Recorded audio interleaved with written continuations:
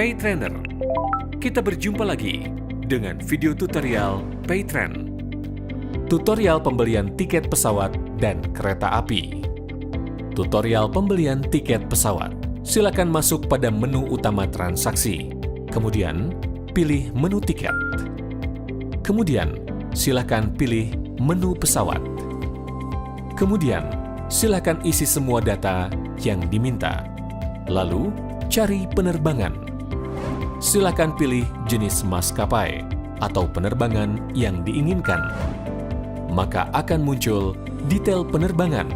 Kemudian, lanjutkan. Kemudian, silakan isi data yang diperlukan. Lalu, lanjutkan.